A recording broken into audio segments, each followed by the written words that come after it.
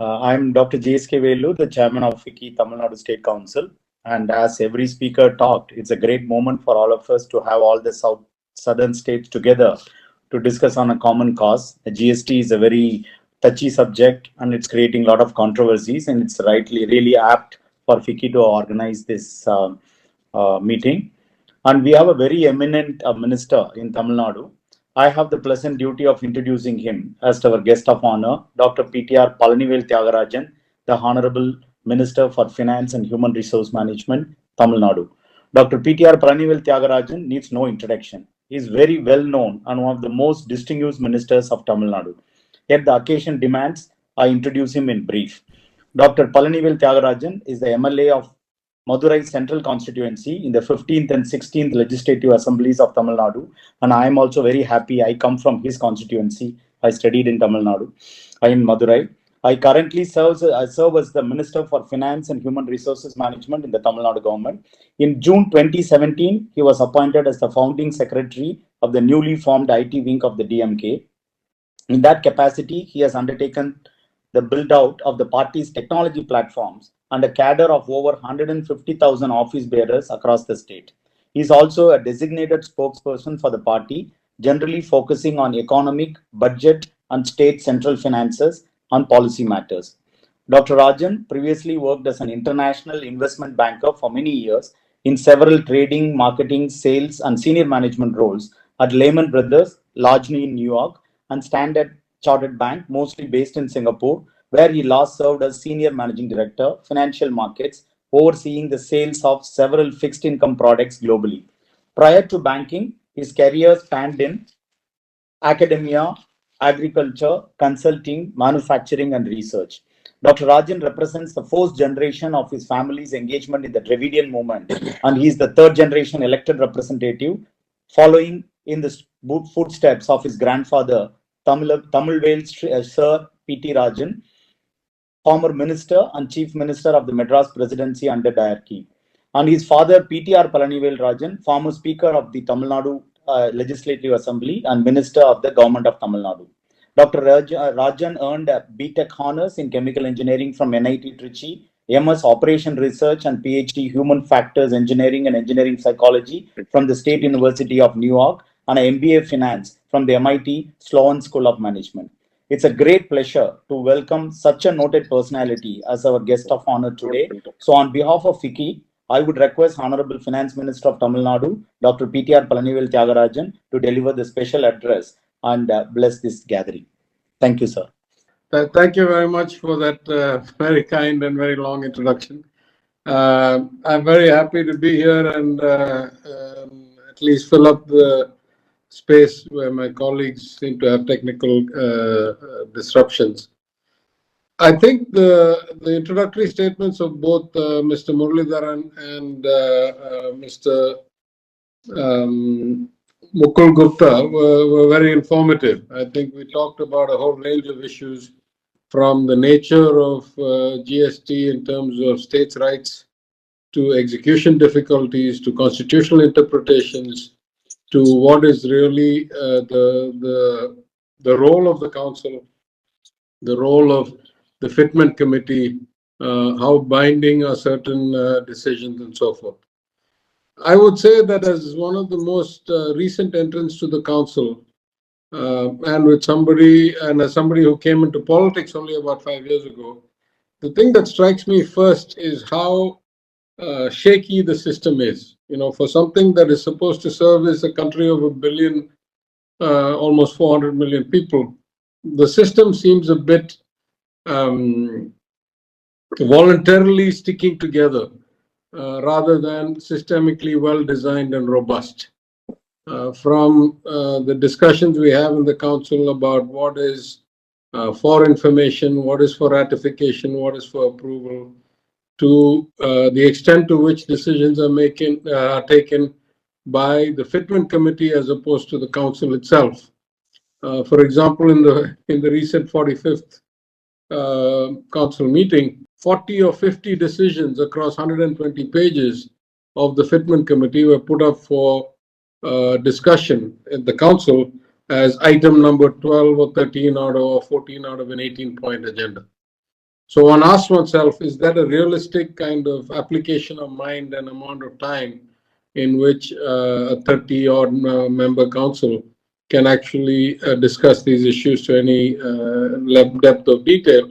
Or is it more of now a rubber stamp authority and we have delegated the decision making on crucial issues like the taxation rates to unelected officials who make these decisions and then apply them across the whole country? The nature of the compensation system also, of course, nobody is prescient. Of course, nobody saw COVID coming. But the fundamental design of the compensation system is uh, to compensate for idiosyncratic risk. That is to say, should one state have a disaster or an economic setback or some political turmoil, or should some one product end up with a specific issue, then with the economy as a whole going well, then the mechanism should have enough kind of what can I say, volatility, adaptability to provide funds for that state's shortfall. But if we look at what has actually happened in the first 2 or 3 years, there was actually somewhere between mechanical flaws and calculation variations. There were actually excess funds left in some of the cess accounts, or they were transferred mistakenly into the union government's general revenue pool without being shared to other states, and then without being shared to the states as a whole. And then when the pandemic hit, obviously the whole economy went down, and the cess rate was not nearly enough to compensate all the states for a 14% target. Now, if you take a state like Tamil Nadu, we had some other structural problems. The year 2017, when we went into the GST regime, was a year that marked kind of the end of 2 years of relatively flat state sales tax growth. So if you look at commercial tax growth in the state of Tamil Nadu, let's say from 2006 till about 2017, till 2014 or so, it was growing at 13, 15, 17% a year. And in the 2 years, 2014, 15, or 15, 16, and 16, 17, the tax revenues were basically flat. So we lost 2 years of revenue growth. And so we had a low base effect. When the 14% compounding benchmark was set, we started so low that the odds of us really getting back to where we should have been were relatively low. And when the current finance secretary, our Tamil Nadu cadre, Mr. Somnathan, was back in Tamil Nadu in between his two stints in Delhi, and he took control of it. In 1 year, he was able to show a 20% growth because the base was so low. So there was a low base effect that kicked in. So if you put it all together, I think we have to go back to, as one of the participants earlier spoke, what was the intention of this model? How much of the upside has been realized? What were the fears and risks that we saw at outset? And have those come true or not? If we start at that point, in 2017, in April, a colleague and I published a piece in the Mint newspaper called The Downside of One Nation, One Tax. We said clearly there's a loss of autonomy. Somebody spoke earlier, quantifying it at 17%. I'm not sure that I agree with that quantification, but there's clearly been a loss of autonomy. So what is the upside for the loss of autonomy? Has there been really a kind of multiplier effect? Has there been a rising tide that lifts all boats? It's hard to say because of the pandemic, but it's not clear that it was evident between 2017 and 20 before the pandemic set in either. Now, again, one could argue that those years were confounded by the consequences of previous economic decisions and actions and so forth. You put all of the pieces together. The one thing that is very clear to me, the fears of loss of autonomy have been fully realized, because the way the system is set up, the states are now with very little independence in any matter of taxation, which was already skewed to start with, as I made the point many times before, because direct taxation, which is the only progressive fair taxation, is overwhelmingly held with the union. And the states only had indirect taxation, which is inherently regressive to start with, and we've lost a substantial portion of that flexibility or freedom in the years that have gone by. But we are where we are. It is the law of the land, it is the system, and our job now is to make it as robust and as dependable and as high utility as possible. And from that perspective, I think the establishment of the group of ministers with the very specific mandate that has been put out after the 45th Council meeting in terms of things like use of data to look at improvements in not just efficiency, prevention of leakage, but as I have had occasion multiple times in the Council to raise, why don't we use data to make decisions? We seem to be having discussions philosophically. We have this great luxury of a single source of data, which is GSTN. That ought to tell us all kinds of things. I'll just give you a very specific example. When there was a question of, for ease of doing business, should we switch to a once in 3 months payment, not just a once in 3 months filing, many states felt that that would be a huge liquidity problem for them because they said we are, the below 5 crore people for whom this option is being discussed make up the bulk of our total GST payments, and therefore, were we to switch them to once in 3 months, we still have to worry about meeting payroll and other expenses on a monthly basis. We'd have a problem. And of course, larger states like us, which follow the 80-20 rule or even more, the top few taxpayers of our GST probably make up, more than 80% of our total collection. Then we don't feel like we have that big a problem, and we would be willing for ease of business to consider once in 3 months filing. But the point I made then was, why are we having this discussion without having a table ahead of the agenda saying, for this state, this percentage of its revenues comes from above 5 crore and this comes from below? And the next state, this is the answer. And the next state, this is the answer. Surely the data exists. Surely we know what those numbers are.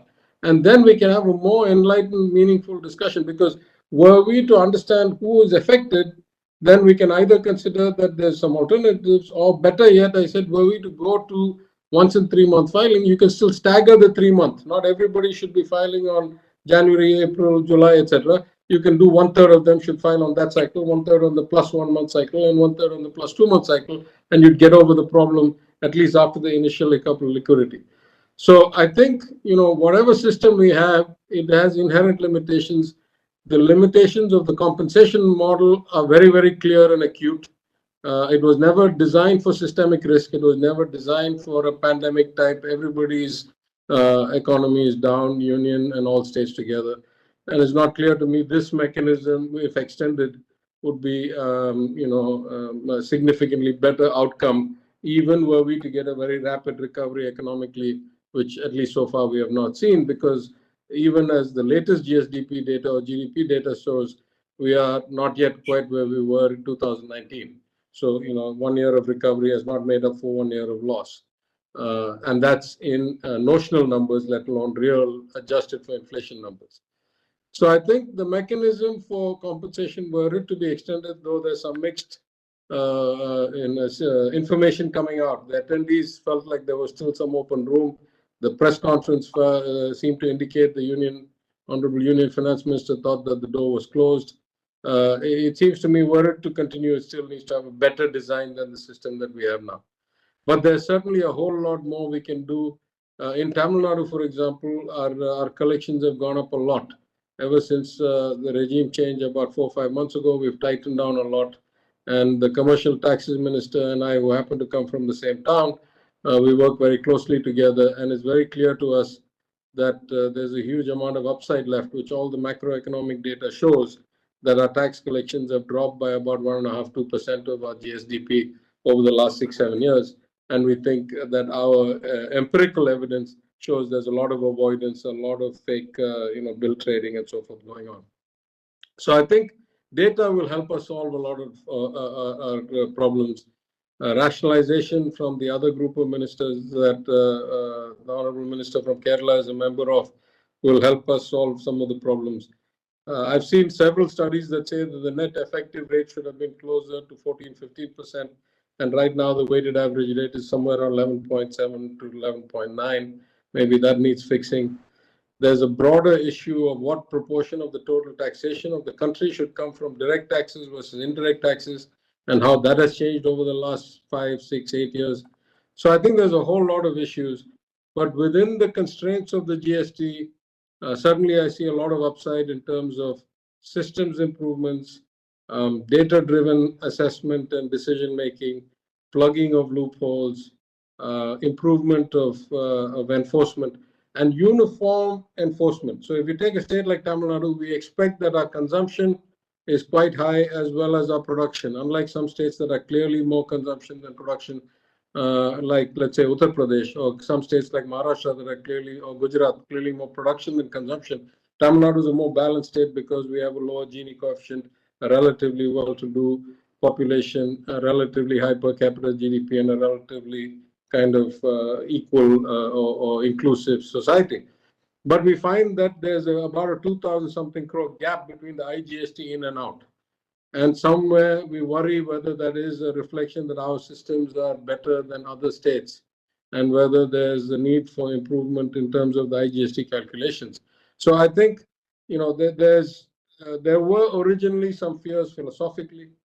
Then there were some concerns about the design structurally, and then there were actual fears realized in the implementation. It may be a bit late to address the philosophical ones, or at least not. It's not contained to GST. It's a broader discussion around the nature of taxation, the nature of the federal relationship. In terms of design, I think there's still some improvements possible, but part of that may be in our mandate. But I think the greatest and easiest improvements are in implementation and uniform adaptation or policy kind of application, and in the use of data and in the use of technology. So I think that's where the short-term benefits will accrue, and the bigger picture issues will take a bit longer to get clearer. Thank you. Murli Garu, would you like to? Yes. Thank you, sir.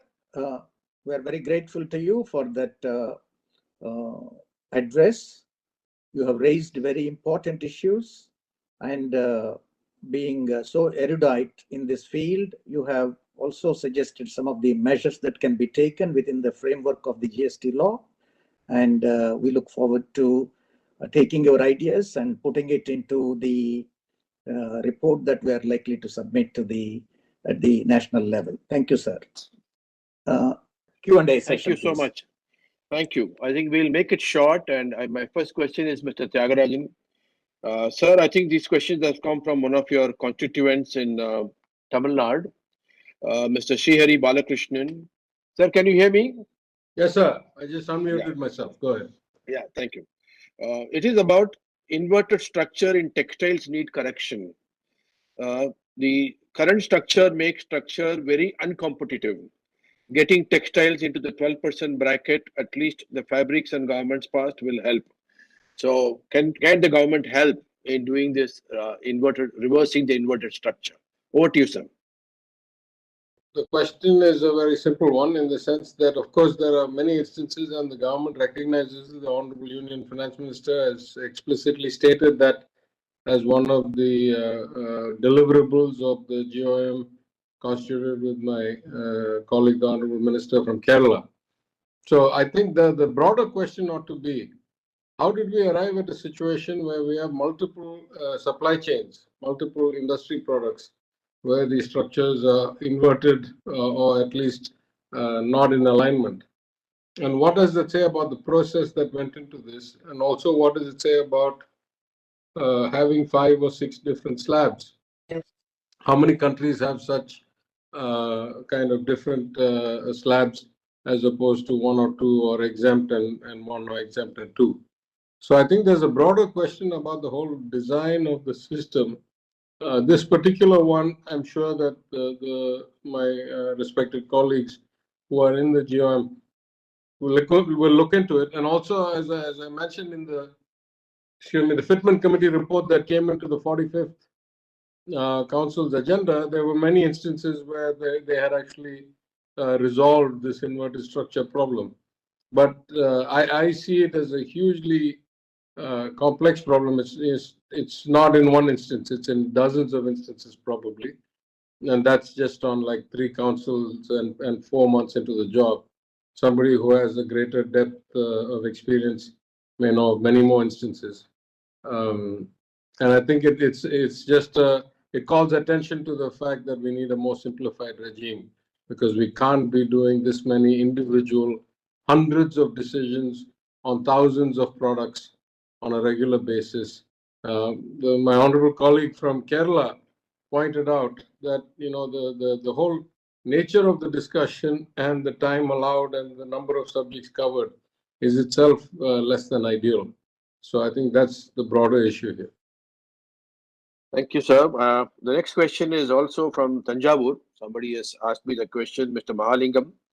While reducing the import duty on gold, the government increased the cess amount, in which no exact details on how it is being spent or allocated is known. There is no transparency. I think Mr. Balagopal also mentioned about the cess. And I think what is the way forward? Because on one side, most of us understand the transparency on the spend on the cess is not there. And other side, you reduce the duty and not make it up with the cess is actually being unfair. So what are your views, Mr. Thiagarajan? Then I'll ask the same question to Mr. Balagopal.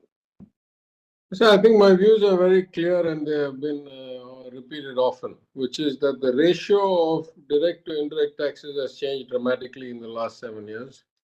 The ratio of cesses of total taxation has gone from under 10% to 23 or 24%, which means that the not divisible portion has effectively removed the benefit of changing the state's collective allocation from 32 to 42%, which was decided by the 14th Finance Commission, now to 41% after the 1% reduction for J&K. So I think, that's why I said at a philosophical level, there are still profound issues.